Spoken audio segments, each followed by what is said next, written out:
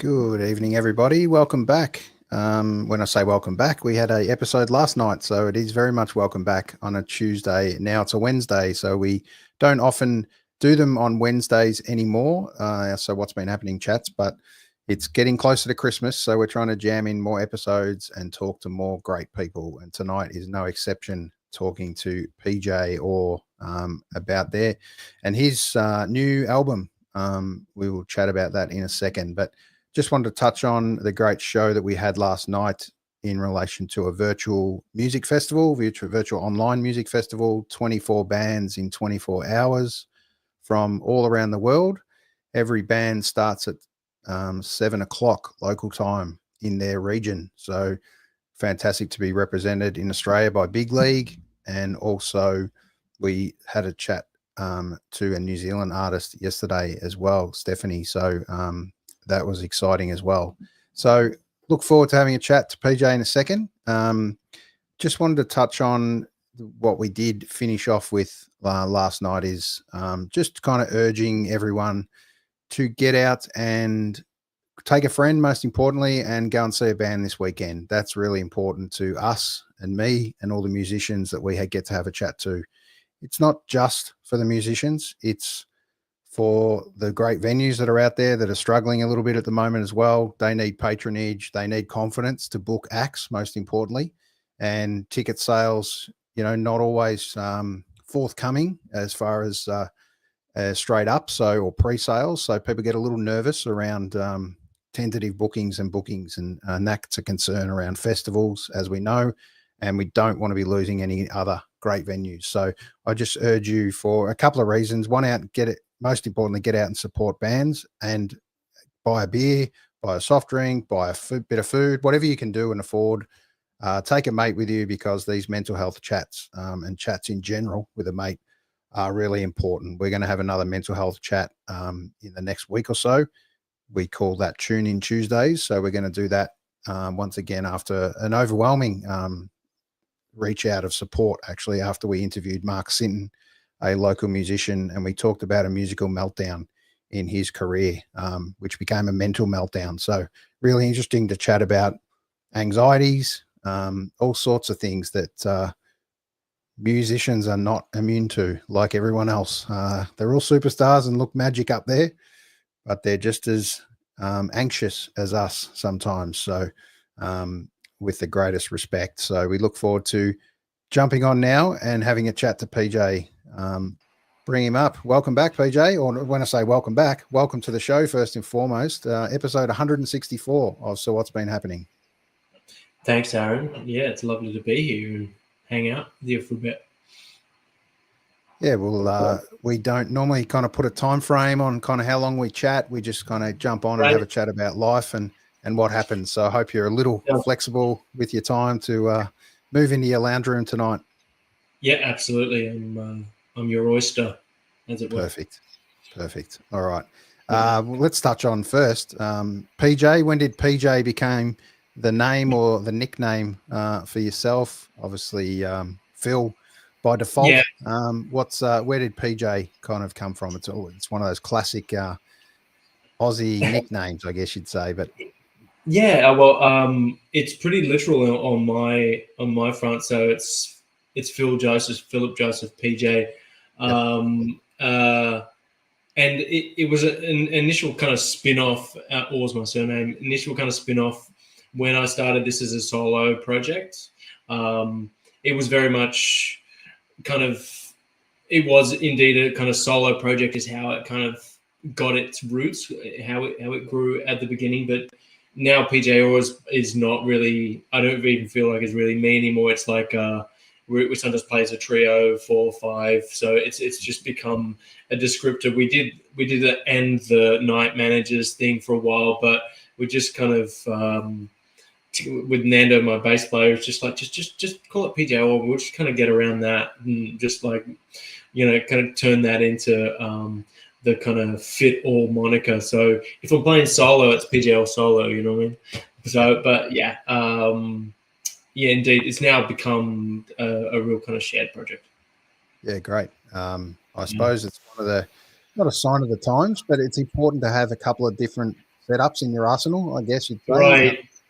Yeah. Just tell us about kind of why that's important now in today's world, with bookings and space and only so much for artists and all that sort of stuff. Yeah, absolutely. I mean, just on the weekend, I was up in Katoomba in the Blue Mountains and just chatting with the booker, and they're like, "Yeah, look, it's a little, it's a corner spot. There's not too much. There's not too much room. There's not too many places to get in front of in the Blue Mountains, for example. So kind of flipping into solo mode, or sometimes with a snare and brushes. But I think it is like, yeah, and sometimes it's like getting solo booking seems to be a little easier. Like there's probably more places where it's in Sydney, at least, where it's accommodated. But it's definitely I much prefer to play in band settings and have that kind of alchemy and kind of, I suppose the songs start in that kind of bedroom sense and an acoustic sense, and they can go in a nice direction that way as well. But I much prefer to, play with others and kind of feed off energies, and it can be a little lonely and isolating. But it's true. If you want to kind of keep moving and keep keep a few things in the calendar, it's handy to have like different formats. Like in the week before, a couple of weeks before, we had our kind of local launch at Petersham Bolo, and had we played as a 4-piece, and a sax player sat in as a 5, and normally our kind of bolt on go anywhere mode is a trio, and then it's kind of put the icing on top after that. Yeah. Just on that, just tell me a little bit about Petersham Bolo. It's become super popular as far as the tours from artists coming from Melbourne up to Sydney. Right. How long's this venue been around? It's just become super popular for bolos right now. There's a Thornbury Bolo in Melbourne that's super popular now. St Kilda Bowling Club's always been popular, but Petersham I hadn't heard of, and I'm really intrigued. And what's the story there? The story with similar to some of those ones you mentioned. I know of St Kilda Bolo, but Petersham Bolo is like your classic Australian bolo that's kind of got rid of the pokies and decided, all right, it's very community focused. There's actually a Saturday kind of co-op tool shed underneath in the garage. It's very kind of community linked. But I don't know, it's probably 5 or 6 years ago. Well, actually, maybe 8 years ago, pre-COVID, somebody, I think a benefactor kind of said, "Hey, here's a PA," and that was a bit of a game changer. Like it went from like a dinky vocal PA and just basically fob to actually a nice kind of rig. And then they it just got more and more on the map. I think it's probably 180 capacity tops. That's type good number. Kind of a good number. It's just like old school Australian like I don't know. It's just like that authentic vibe, one of the better words. Like it's just like really, really nice people, welcoming, but also from a gig perspective, it's just have at you book it. You can book it free of charge on outside of like Saturdays or particular days where they might have like a big event. Book it free of charge. You just got to sort the door and sort the sound, and then you get like the bands get to keep the door. They just obviously work off of the bar, and you just get to kind of choose your own event. You get to create your own bill. You get to obviously there's a booker there, but it's Nick Dalton do you know Nick Dalton? Have you heard of Nick Dalton? I do know across Nick, the years? No, used to play in Lemonheads all the way back, but he has his Gloom Chasers band, etc. He books it, even though he's kind of moved up to the Central Coast now. He books Maitland, Newcastle area. Anyway, he books it, and so it's like, hey, look, here's the expectations, but aside from that, they don't get in your way at all. It's just like the artists get to do what they want. And in Sydney, I presume similar in Melbourne, and there's a lot of there can be a lot of restrictions, like caveats, a lot of jumping up and down but it's just like completely hands off. Yeah, no, that's really cool. Excited to try and get up there and see one of these gigs up there. at Peter Shimbolo very soon, because it's on the list of venues, which is really nice to hear that a venue's actually up and going and actually pushing forward versus going back the other way, as I discussed just before. So we've even got an RSL club down in Melbourne doing some great things with Coburg RSL, which is really cool. So I think that's kind of the next little wave for them to open the doors and do a similar thing, because let's face it, RSL clubs are starting to become a challenge for members. They don't have enough members. How do they keep these things running and still be respectful to, the past? And I just think they're very progressive in that space. So Coburg RSL, shout out to them, leading the way in that space. Hopefully it continues elsewhere, in amongst leagues, clubs, and all sorts of things through New South Wales and Queensland as well. Yeah, amen. All right, we're going to touch on first, obviously the new album, Wake Me Up When I'm Thirsty. Great name. Nice. Catchy right from the start. Tell us a little bit about just the album title first. Well, the album title is actually it's a one-liner from my dad. He passed rather suddenly last year, in around the time when probably about 5-6 weeks after we actually started tracking this. Okay. So it was a little on a week to him. It was before he maybe a weekend or whatever, just go wake me when I'm thirsty and don't come near me. Or you can kind of think about different ways, right? And it was he had a way with words, and so it was kind of a nice way to the hat to the old fella, and a bit of a word jewel. Okay, no problem. We're just getting a little bit of bouncing back on the audio, so I just wanted to check a couple of things just before we keep going. Oh, good. Bear with me a second. Okay, so there we go. Let me make sure I haven't got shit open. Hang on. No problem. What we'll do while you're doing that is I'll play the clip for Bread. This is an exciting one, so we'll chat about this one in a second. Here we go with Bread.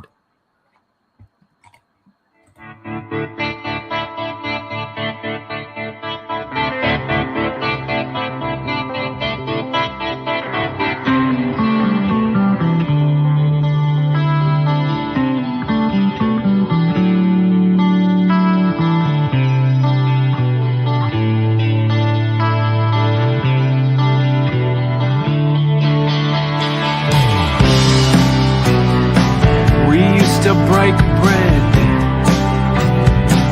we used to run around, connecting everything.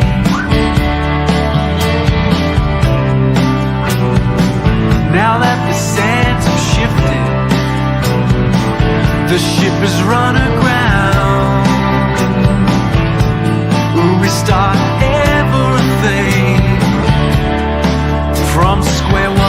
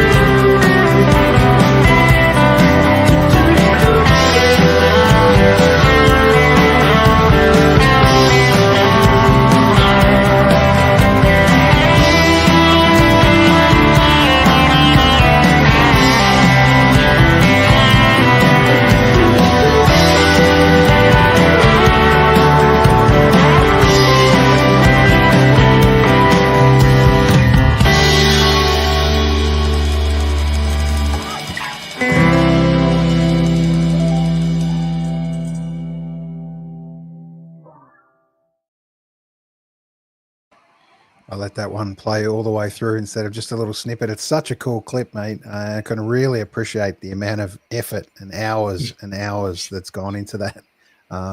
Multiple hours, let's say. Yeah, Tell us a little bit about that one and how that came together.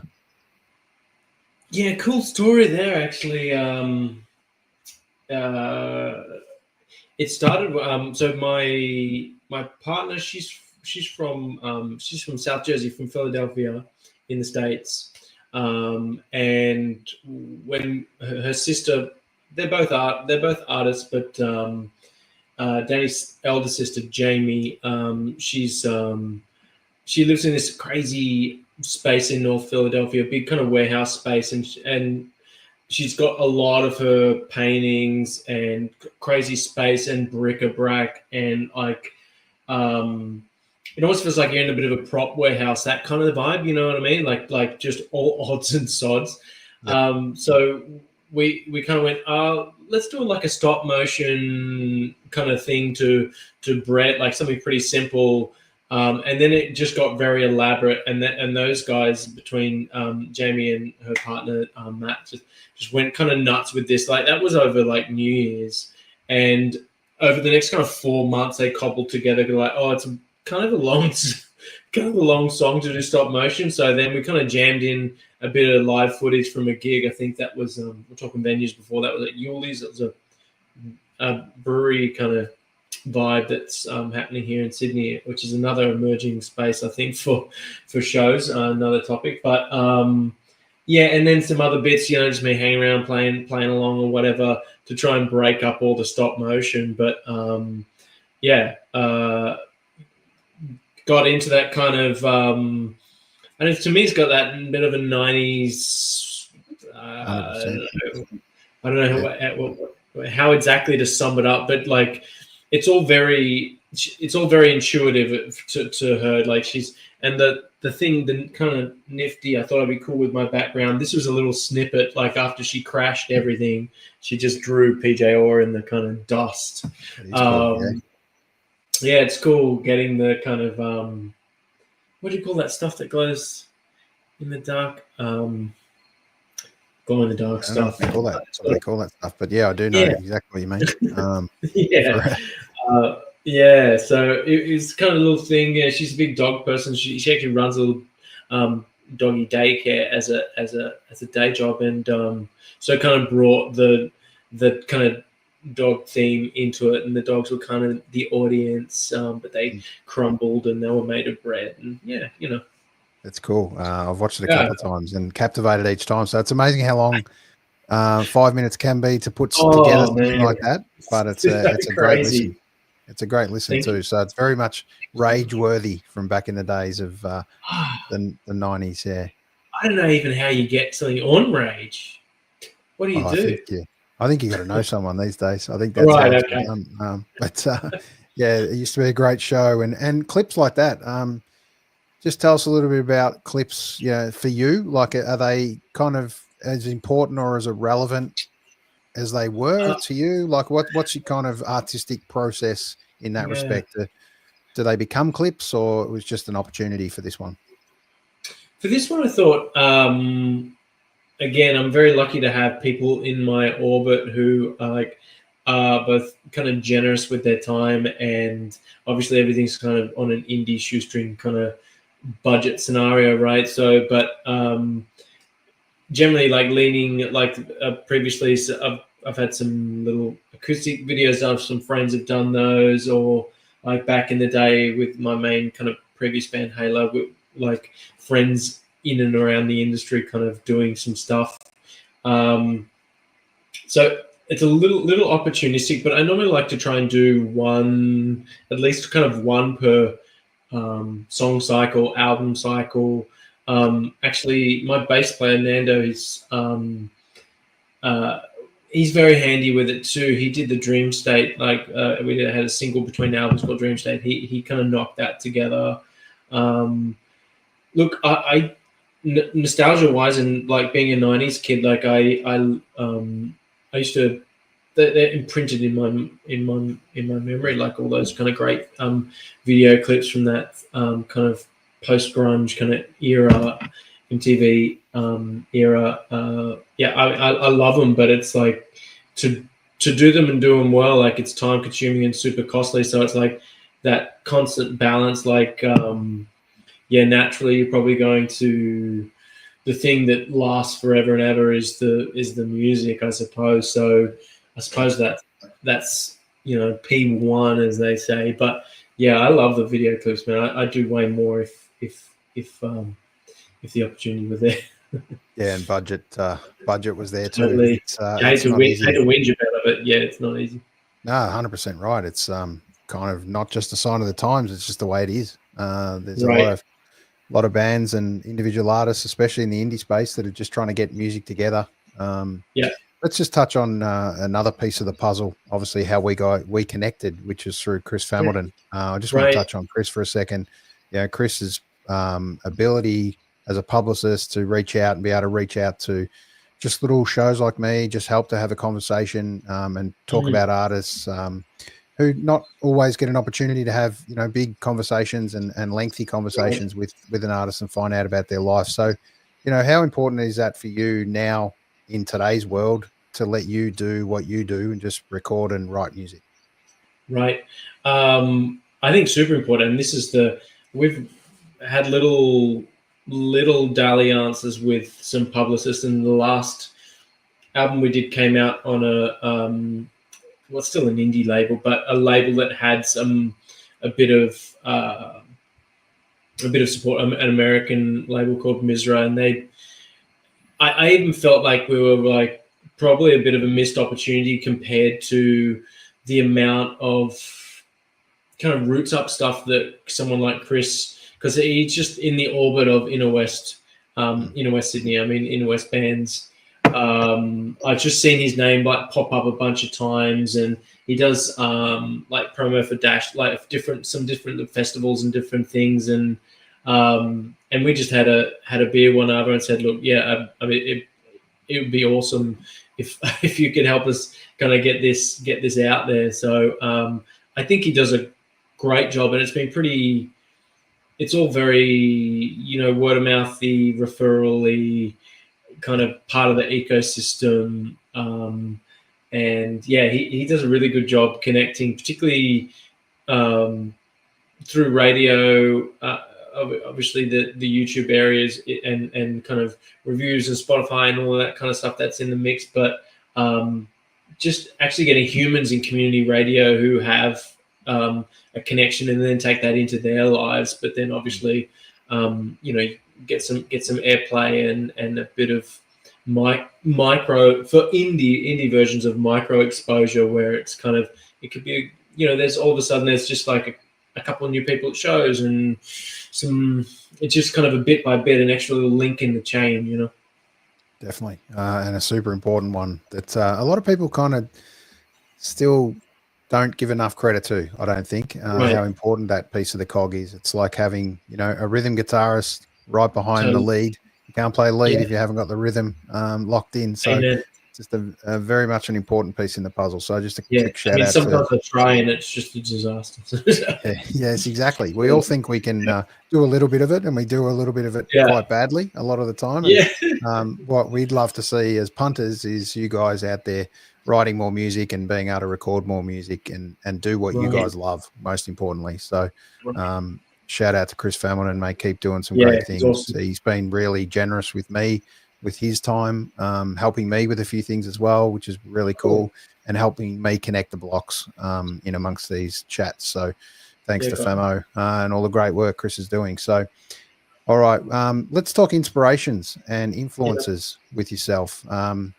Your kind of first memories of music as a young kid, what was it? Was it the kid down the road that had the good music collection, or was it in at home yourself, or the radio? Where did it come from for you? Great question. Look, it wasn't. I think it was around the house mainly. Definitely kids down the road as I got into like, pre-teen and adolescence. But yeah, early on, my dad had a big kind of rock and roll vinyl collection. It was kind of, Van Morrison, Joe Cocker, Doors, Beatles, Kinks, like kind of like British Invasion and like a lot of Big American mix, stuff. yeah. Neil Young and like just kind of mad 70s stuff. But then also I think my mum was it was a very musical household. I was like a choir boy when I was a kid and played brass instruments, played trombone, played trumpet, that type of thing growing up. But my mum was more into like classical, and it's a bit like kind of different sides of the musical spectrum. But I think the overall, like they were just like heaps into music, and felt like pretty regular. Like dad's a builder, mum's a nurse, kind of thing. They weren't out there gigging and whatever, but music was pretty central. And like my on my dad's side, it's kind of Irish heritage, and I do remember a lot of kind of later like dinner table drinking-y song kind of stuff. And I was always, I don't know, as far as I can remember, I used to like got into the whole taping the radio and waiting for the song, and like to me it was just like that early just like a big like almost like a spiritual experience or something, like or like you have your big kind of religious awakening or a psychedelic drug awakening or whatever the awakenings might be. Like music was definitely that first bridge of like something that it was like you could almost prove that it was magic or something. I don't know. It was like something that's like you could almost go inside of a song. Like a song was like a territory or a country. It was like going to different places. It was like transportive or whatever. That's exactly, one of the conversations I had and have had with a few artists. And I always thank the artists for transporting me just as a punter and a music lover to turn up at a gig, watch you guys perform, transport us to another place for an hour or so, a 45-minute set. Yeah, it's magic, mate. So I just want to thank you for being passionate about what you do, still doing it. It's not easy at the moment. You got to do it for love. No one's doing it for money, really, at the moment. It definitely doesn't pay to put too much food on the table these days at the moment. So I just want to thank you for pushing out an album in this kind of time. It's been a month or so since this album's been out there now. Let's celebrate that. How's the reaction been to the album? I mean, it's been really good, mate. Really, really lovely, and warm and humbling and nice. Like a lot of, obviously, as you mentioned, a lot of effort goes into it. And our last record came out, I'm going to say April, May 2020. So it was the COVID spot.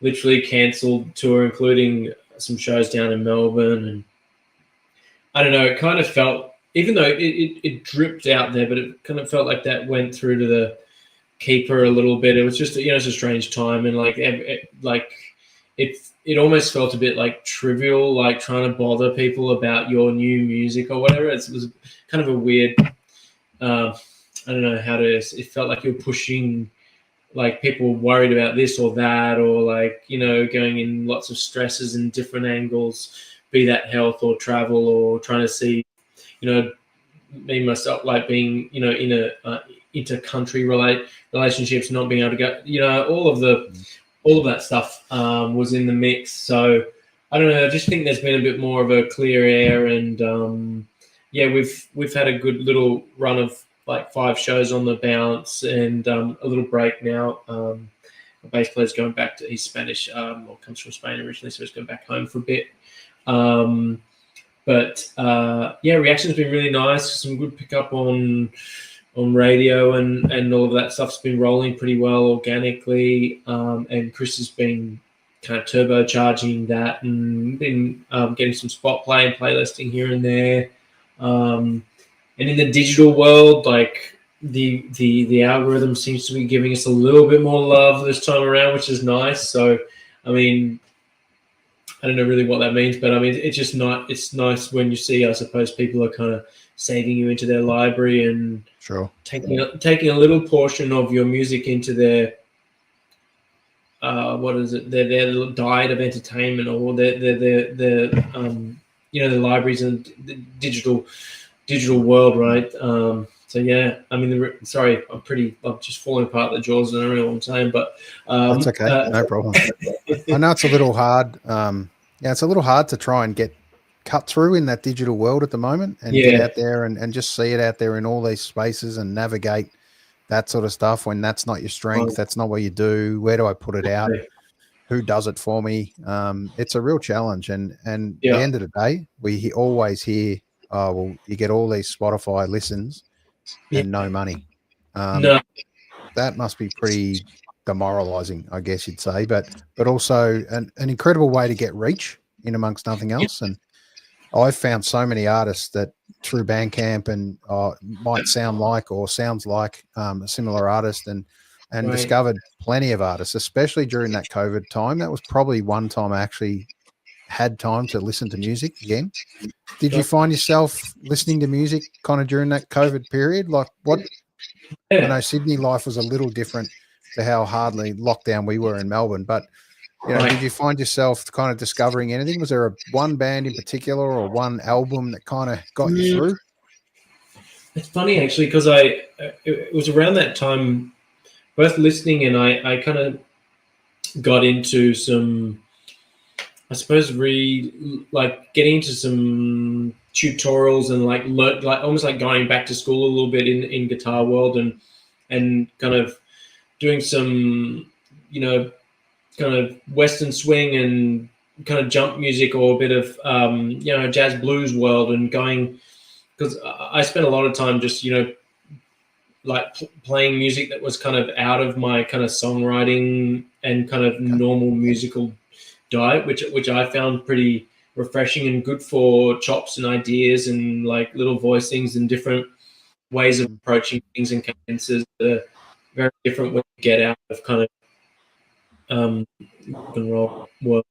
But around that time from COVID, it's kind of a Grateful Dead thing really latched on, become like one of those like later in life deadheads, to the point where I always kind of liked the band in a little bit of sense. I've just gone deeper and deeper and deeper over probably the last 3 and 4 years, to the point where there's such depth of both studio and live stuff that it's just like it's like a whole world and subculture that and like Jerry is a bit of a guitar god hero of mine as well, as in the mix. So I'd say probably the Grateful Dead was something that I really latched onto, because it's just like there's so many musical worlds within it, and that's like definitely what I'm about, definitely more so about PJ Orr as well. Like we've had like a little bit of an identity crisis, like, that lots of,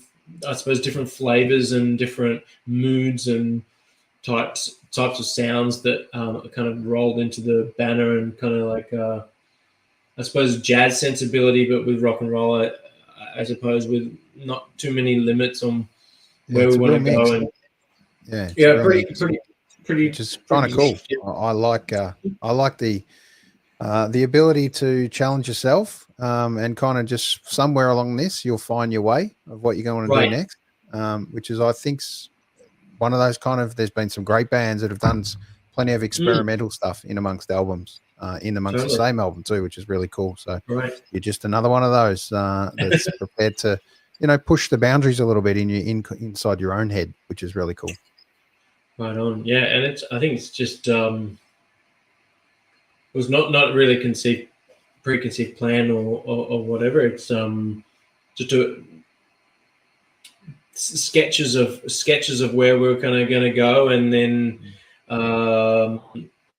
this album we kind of, it was not compositional and super multi-track like previous albums. Obviously there was some multi-tracking after, but all this was recorded at 5-2 track. Yep. So each one of the tunes is a complete take.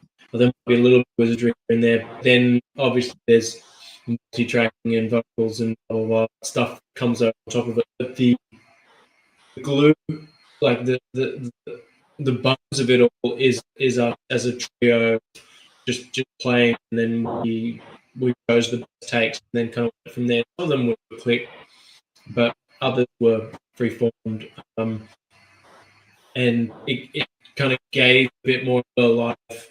Like there was no like what happened in the room really drove the bus. It wasn't like, oh, let's make it a, Lee Hazelwood song. It was, it was in. We had what we had, and we picked the best of what was there. It was kind of stamped. It was done. Yeah, great. All right, we're gonna touch on another one, Guns and Money. So we're just gonna give a chance to catch your breath as we play a little bit of Guns and Money. We won't play it all. We'll leave them hanging a little bit to make sure they go away and listen a little bit more. But here it is, Guns and Money.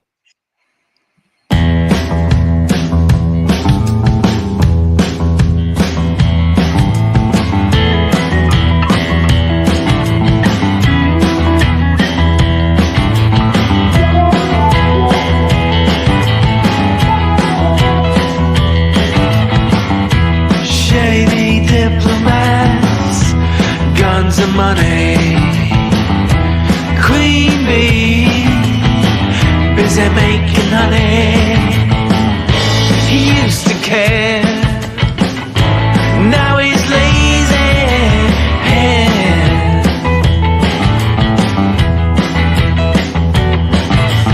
Ooh, give it a rest, my head's caving in. Ooh, thunder in the mountains that it's raining. Beauty is found. It's gone again.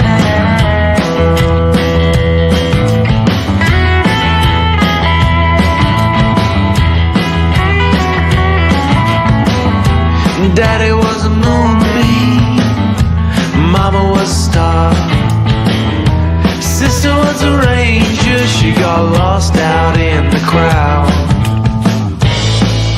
The brother ran along with giants, bashing and booming crash.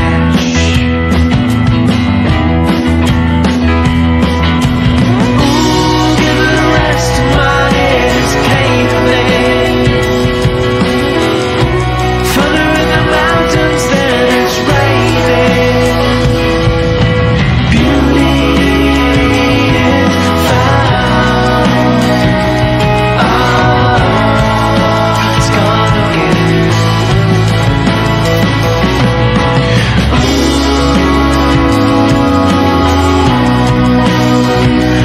Oh, it's gone again. Gone again.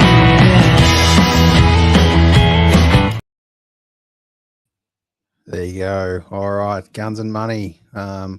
It's a great one. It's pretty catchy. One of those great little catchy tunes that just plods along beautifully. Jangly guitars. It's cool, man. Just lost you completely on audio there for some reason. Give me a second. Should have you back. Hey. Yeah, You got got you me? back. Yep, gotcha. It's all a little weird tonight, but that's kind of in amongst what happens in these internet gods. Sometimes they don't work with us entirely. So Guns and Money, when did this one come in amongst the recording process? Guns and Money. So this was bang last, like the freshest cut, I reckon. Yeah, I think that's true statement. Yeah. So this one came together real quick, and it was a bit of a. I mean, sometimes I'm sure you get people come in saying, the songs that come together real quick are the Absolutely. the effortless ones are the ones that really kind of resonate or whatever. But definitely one that didn't like take super seriously. It was actually previously like a halftime with a different feel. And again, talking our kind of dead stuff again, thinking Bertha and a bit like Up and Jangly, just and then switched out the lyrics with a little bit of a shady diplomats, guns and money, queen bee making honey, like a little bit silly, a little bit fun, and then like a bit of a release in the chorus. But again, Dave, we've had a new drummer join, probably newish. I say new, like 18 months maybe, and like he's got like this like he plays quite restrained, but got like he's got some real power there when he wants to kind of fly. And on tracks like this, and April 23rd and a few others, particularly live, like he, I think his drum kind of brought a new dimension, the sound, and I think on this it's definitely the fourth. Nice. All right. I'm just going to, if you don't mind, put you to the back, try and dump you out for a second and get you to log back in just in case this audio kind of comes good. It's good for a bit and then it drops off. So I don't want to, I want to be able to give it the right credit for the last 10 minutes or so. So I'll get you to come back in a second. Cool. All right. It won't be too long. We will get PJ back up in a second. I want to touch on, I might play the next song, April 23rd. It's going to be an interesting chat just in relation to April 23rd and where that comes from. But let's bring it up and we'll play a little bit while we're waiting for PJ to come back in.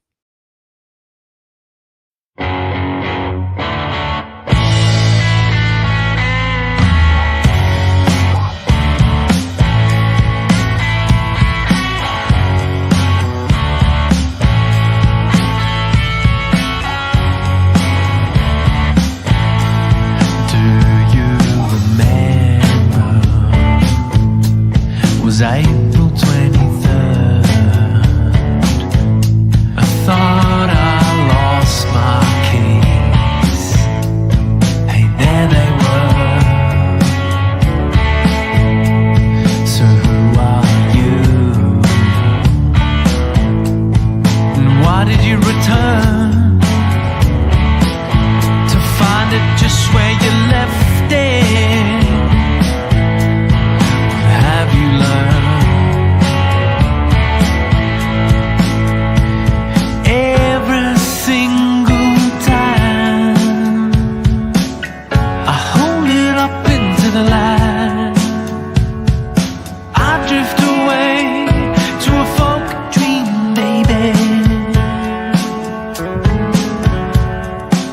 Like a mirror ball spinning at night, the parking lot inside. I lose my mind in a folk dream, maybe.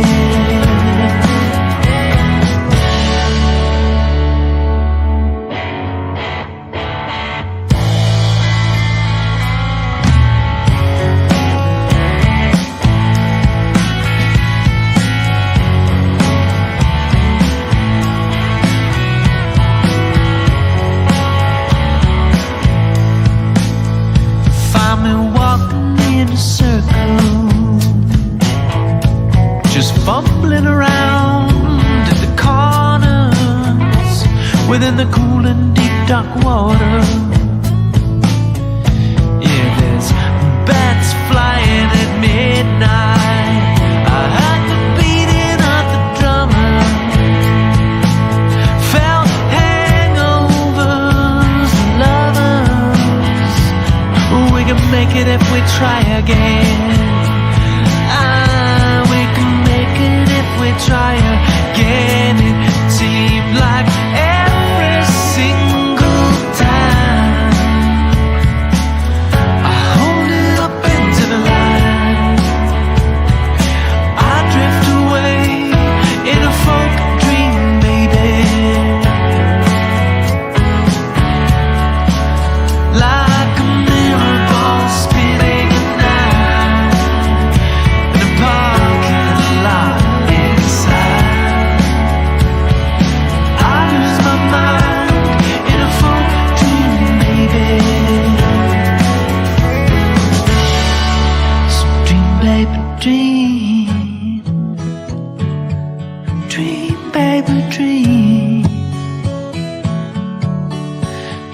baby, dream. Dream, baby, dream.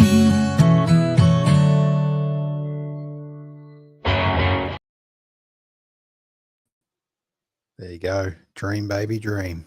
That's a little more moral of the story tonight for April 23rd. Tell us a little bit about why April 23rd. What's the vibe of that song? It's a cool one, 7 minutes. It's a long one too. Yeah, it is. I think I came up with I think there was about 4 or 5 verses, and I chopped into 3, and then we went into a big outro-y kind of thing. So yeah, it's lengthy. April 23rd. It's funny. It was again, it was almost a similar story to Guns and Money, where it was the lyric for this one. The lyrics about do you remember April 23rd? It was just a completely random day. I thought I lost my keys. There they were. I do remember what it was. We were away for my girl's birthday, and we were kind of away for a weekend on a bit of like a romantic weekend or whatever. Had the acoustic guitar and in a nice frame, and just kind of basically spat that one out. But each of the verses has got a little bit of a different character. The first one's like very matter of fact. The second one is just about, I suppose, someone who's a little bit lost, and the third one is,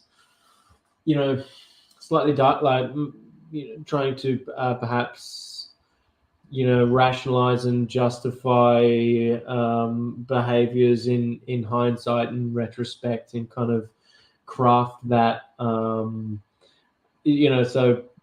it's probably a little bit autobiographical and like whipping myself on something at some moment or something, but the chorus, like, it's kind of maybe a general theme, is like the chorus is a bit dreamy, a bit more hopeful. Mirrorball inside parking lot, and inside Dream Baby Dream, and maybe a little nod at that Suicide song. Do you know? Yeah, you probably know that Dream Baby Dream. And there's a really cool Springsteen cover of that as well. That's April 23rd. It's a bit of a. I just want to really, it's live. It's always a really a fun one that can get pretty, not full kind of Aussie drones, not full on like, oh yeah, but it can get a bit like, you can kind of wrestle with it a little bit. It's nice. It's one of those real kind of emotive songs that you kind of sense its depth, which is I think is really cool. And I don't know exactly where you were, heading with it as far as, in amongst that journey, but it feels like one that was just an outpouring in amongst of stuff that was going on, or stories that you've encountered or been amongst. But it's to me, it's my favorite one that I listened to on that album. So I always love a good journey on a song. So a good comment from a listener, Berkey, devilish riff and rhythm with angelic vocals. So there you go. You can use that one in amongst your really nice little testimonials in reviews that you have, and you've had some great ones in amongst this album, which is very nice. It is really nice, and it's cool when people can, because I get like people like stop you in what kind of music you play, and like I end up just like talking like nonsense, like just because I can't even like spew it out. It's rock music or it's indie rock or something, or then I'll be like, like, and Chris is like, it's country tinge, blah blah blah, all of this like really nice. Really, really hard to pigeonhole for this one, and it's good not to be that way. Be, who wants to sit in a bucket? You've got the ability to sit in half a dozen buckets, which is really cool, depending on where you're at and what you're playing, and mixing it up between a solo artist, duo, and then into trios, and even more potentially in amongst album launches and stuff. So Keep it coming, mate. But when Thank did guitar kind of become part of your life? You touched on playing brass instruments as a young kid and the choir side of things. But who picked up the guitar and how did you end up with it in your hands? Yeah, I mean, I think it's more of that like early teen, kind of 14, 15. Yeah, I played the trumpet like right up until high school and then maybe for a couple of years. But I think it was just always like, always heading that way of like seeing, Mum, can I get a guitar kind of scenario. I had one friend who was like a massive, a real music nut, but also like a crazy virtuoso who kind of inspired me to get into it and like hooked me up with a guitar teacher. And funnily enough, he's it's a sad story on paper, but you may actually know him. Tom Nash is his name. He also goes under DJ Hookie. He in first year uni he lost his limbs in by contracting meningococcal. Right. And his life, he does like TED Talks and like he's all like up and like really out and about with his with the pivot in his life, right? And just amazing kind of strength to get through where he went. But he was my kind of guitar guru. Like he could play like the solo to Stairway to Heaven and stuff like that. I was like, whoa. Right.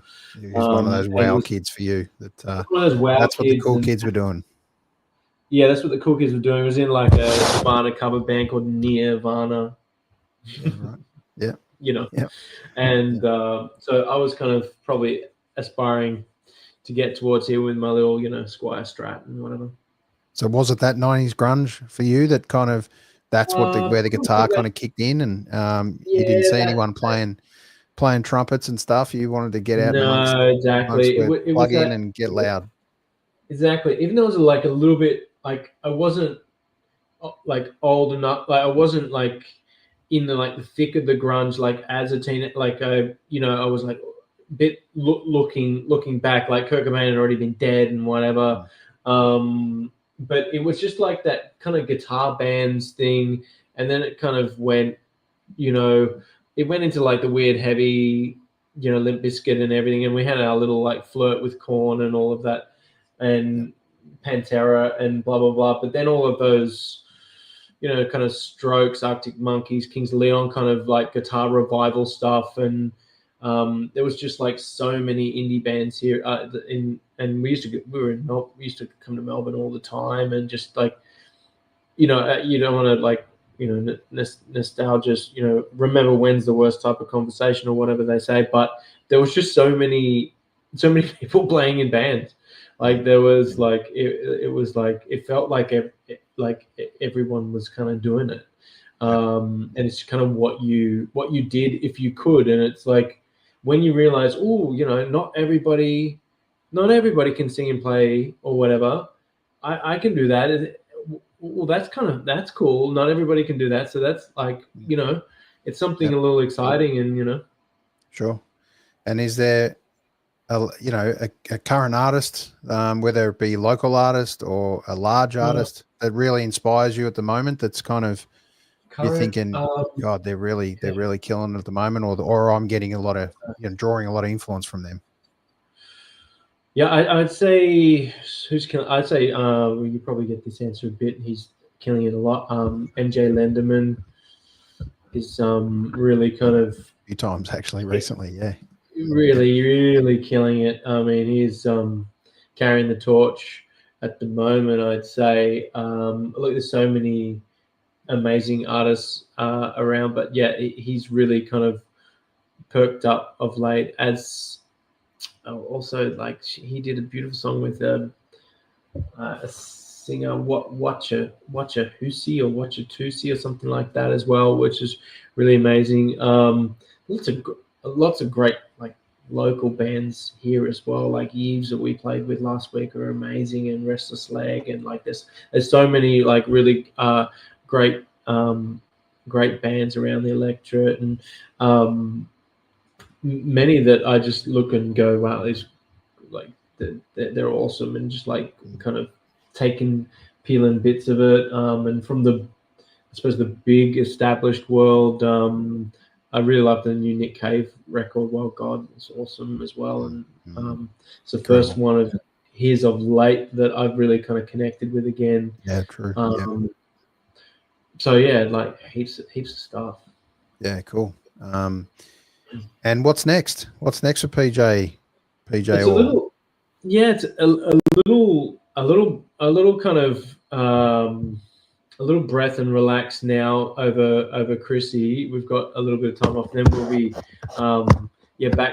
back playing some shows and pedaling in the new year, and working on some stuff as well, like just in the background. But yeah, a little bit of relax and kind of off the back of the album cycle and playing. We do want to get down to Melbs and further afield as well. We've done some regionals, which is cool this time around. We'll probably play some Sydney shows over summer too, and might be working with somebody on a remix of one of the songs on the record, on Mountain. Yeah, cool. Tune.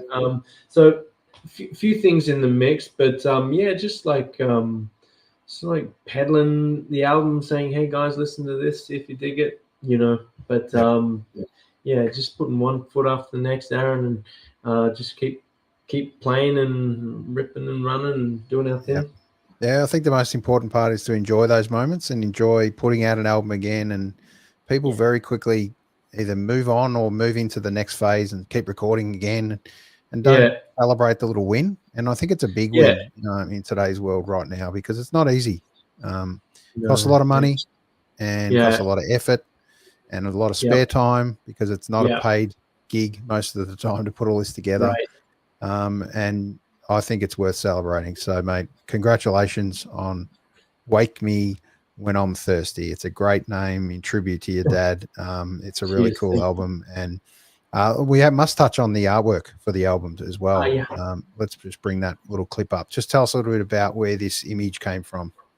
Well, that's Beatrice. That's the friendly pigeon. So my partner's sister, Jamie Massey. So she has a art kind of pseudonym called Ronnie Lynn, and that was a real life image of back in Philly, North Philadelphia. Beatrice just perched there. She took a snap with this crazy, dappled mix of sun and cloud and varied colors, and it was just a beautiful image. And I said, Jamie, dude, we got to freeze that. So she painted like 3 different versions. This one's oils, that it's that kind of I think like one of the themes or mottos that we're kind of drilling at with this album is just like, that beauty and kind of, a little moment of wonderment can happen in the strangest places. And, some people will think, pigeon's a bit of, rat with wings, but it looked like just regal in the sunlight. And I thought it was just like a nice way to, to kind of have that little metaphor, that little juxtaposition between something pretty gritty, but nature and beauty at the same time. And and I thought it just suits the music, but also a bit of the that one liner from my dad. So that's the story behind Beatrice in the album cover. Beautiful. And these internal images as well, I need to touch on that. Some great stuff, all from the same artist. All from Jamie, Ronnie Lynn. Cool. So she paints lots of mainly urban stuff around kind of Philly, but also she's done some stuff when she's been out here in Sydney as well. We did a short run. I should tell your wonderful viewers, we did a short run of vinyl for this record, and so like that's what really kind of brings it to life, having that in like 33 centimeters or whatever the heck the dimensions are. not just a little digital tile. It looks really cool when you've got it in your paws, the artifact itself. Sure does. And make sure you jump on PJ Orr's Linktree. PJORR is where you want to jump on, and all the details of what's going on in PJ's life are there. So, PJ, I won't keep you too much longer, mate. I'd just like to thank you for your time. You've put a new spin also on pigeons for me, because I've got a few pigeons here right now that are driving me crazy with their little hooting and hollering that they do. But I'm going to look at them with a whole new light after today, and you're going to remind me that there are the positives in amongst the pigeon world, and that was one of them. So thanks for changing it up for me. But I really appreciate you jumping on, mate. It's great to understand a little bit more about you and your life as a muso. And once again, I'd just like to thank you on behalf of the music world for doing what you do, putting it out there, and just continuing to believe in yourself, mate. Thank you, Aaron, and thanks for taking the time, hanging out, and just plugging with the show. It's really great that you're putting it out there and all turned up on YouTube, etc. Really well done, man. Thank you for the support, and let's stay in touch. Sounds great. Hit me up anytime you got something new, so we'll talk again. Oh, sounds good. Yeah, shall do. Thank you so much. Look after yourself. Have a good night. Have a great week. And enjoy Christmas, most importantly. Cheers. Thank you so See much. you out there. No worries. Bye-bye. Great to have a chat to PJ, talking about the world of music in the world of PJ Orr. So just want to touch on that Linktree again. There's the link. Linktree, for all those that don't know, is a platform where you can place multiple links and all the comings and goings of social media and everything of where everyone is, and tickets and all sorts of stuff for artists. A great way to catch up and get to know where things are happening. And speaking of Linktrees, we've got our own, which is So What's Been Happening. Please jump on that, have a look. It'll tell us about what's happening in our world, next shows, all those kind of things. We've got about 3 or 4 shows left for Christmas, including a mental health chat, which is really cool. So, and really important to us. So please jump on in the next couple of weeks. We will be doing one on the next few Tuesdays until Christmas. So get out there, see a band, enjoy it. Most importantly, you never know when you have some of those magic moments at gigs, which I've had recently. So get out there and take a friend as well that hasn't seen music, or you haven't caught up for a while. That's what I urge you to do, as I did at the start of the show. So look forward to catching up with people this weekend at a gig, hopefully, and see you out there in the big world. Enjoy your week.